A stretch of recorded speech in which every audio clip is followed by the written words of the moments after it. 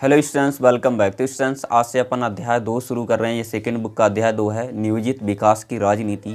और second book को अपन complete कर चुके हैं। अगर आपने वो वीडियोज नहीं देखे हैं तो चैनल की प्लेलिस्ट में विजिट करके देख सकते हैं।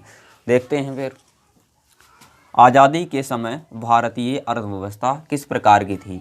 तो 1947 में देश आज़ाद होता है, तो उस समय देश की हालत बहुत ज़्यादा ख़राब होती है।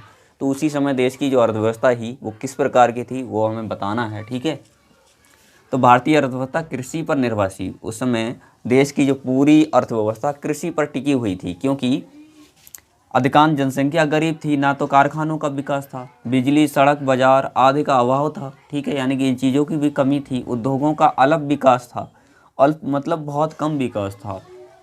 मूलभूत सुविधाओं का अभाव था, यानी कि खाने पीने की चीज़ें तक नहीं थी देश में, ठीक है। तो इन सारी चीज़ों की कमी थी उस समय आज़ादी के टाइम। अब बात करें आज़ादी के बाद भारत के सामने विकास के कितने मॉडल उपलब्ध थे? तो उस समय 2 मॉडल उपलब्ध थे, ठीक है। भारत के सामने विकास करने के 2 मॉडल उपलब्ध थे। पहला था समाजवादी मॉडल, दूसरा था पूंजीवादी व्यवस्था। समाजवादी मॉडल जो था वो रूस में बहुत ज़्यादा प्रचलित था, है ना, यानी कि सोवियत संघ में प्रचलित था, राइट। इसके अंतर्गत सभी चीज़ों का उत्पादन सरकार के द्वारा किया जाता है। समाजवादी मॉडल के अंतर्गत सभी चीज़ों का विकास किसके द्वारा या उत्पादन किसके द्वारा किया जाएगा? सरकार के द्वारा, ठीक है। चाहे वो उद्योग धंधे हों, चाहे कारखाने हों, ठीक है। देश में निजी क्षेत्र नहीं होता, यानी कि जो जितनी भी कंपनियां होंगी वो सब सरकारी होंगी और कंपनियां सरकार के अधीन होती हैं। कारखाने या कंपनियां जो भी होंगी वो सरकार के द्वारा संचालित की जाती हैं समाजवादी मॉडल के अंतर्गत। पूंजीवादी में क्या होगा? इसका उल्टा है जस्ट, ठीक है। इस व्यवस्था के अंतर्गत सभी वस्तुओं का उत्पादन निजी क्षेत्र द्वारा किया जाता है। निजी क्षेत्र क्या है? यानी कि प्राइवेट सेक्टर के द्वारा, ठीक है। कंपनियां सब कैसी होंगी? प्राइवेट होंगी। और सरकार का हस्तक्षेप ना के बराबर होता है, यानी कि ये सरकार है ना के बराबर इसमें शामिल होती है, ठीक है। ये व्यवस्था उस समय अमेरिका में प्रचलित थी, यानी कि जो पूंजीवादी व्यवस्था है वो अमेरिका के द्वारा अपनाई जाती है। तो अब देखते हैं नेक्स्ट क्वेश्चन।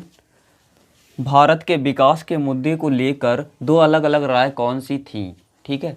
तो पहली राय थी वामपंथी लोगों की। तो ये वो लोग थे जो चाहते थे कि देश में गरीबों और पिछड़े वर्ग का ध्यान में रखकर विकास की व्यवस्था बनाई जाए। यानी कि इन लोगों का मानना था कि ऐसी व्यवस्था बनाई जाए विकास की जिससे गरीब लोगों का ज़्यादा से ज़्यादा विकास हो सके, कल्याण हो सके, ठीक है। तो ये लोग गरीबों की चिंता करते थे। जो वामपंथी थे वो गरीबों की ज़्यादा चिंता करते थे। ये चाहते थे कि देश में ऐसी व्यवस्था बनाई जाए जिससे कि देश में गरीबों का अधिक से अधिक कल्याण हो, ठीक है। तो ये थी वामपंथी लोगों की राय। दूसरे टाइप के लोग थे जिन्हें बोलते थे दक्षिणपंथी। तो इन लोगों की क्या राय थी पढ़ते हैं। ये वो लोग थे जो पूंजीवाद या पूंजीवादी के समर्थन में थे, ठीक है। यानी कि ये अमेरिका वाली दुनिया के समर्थक थे। ये चाहते थे कि देश में व्यापार के नियम सरल बनाए जाएं और निजी क्षेत्रों को बढ़ावा दिया जाए। इनका मतलब था कि ज़्यादा से ज़्यादा प्राइवेट कंपनी खोली जाएं, ठीक है। वामपंथी लोगों का मतलब था कि ज़्यादा से ज़्यादा मतलब ऐसी व्यवस्था बनाई जाए जिससे कि गरीबों की मदद हो सके, ठीक है। लेकिन ना तो इन लोगों की पूरी तरह से बात सुनी जाती, ना इनकी, ना तो पूंजीवादी व्यवस्था अपनाई जाती ना समाजवादी। तो अपने देश की जो अर्थव्यवस्था है वो कैसी है, विकास की कौन सी व्यवस्था अपनाई जाती है? यानी कि अपने यहाँ मिश्रित अर्थव्यवस्था है। मिश्रित का मतलब दोनों की विशेषताएं अपना ली गई हैं।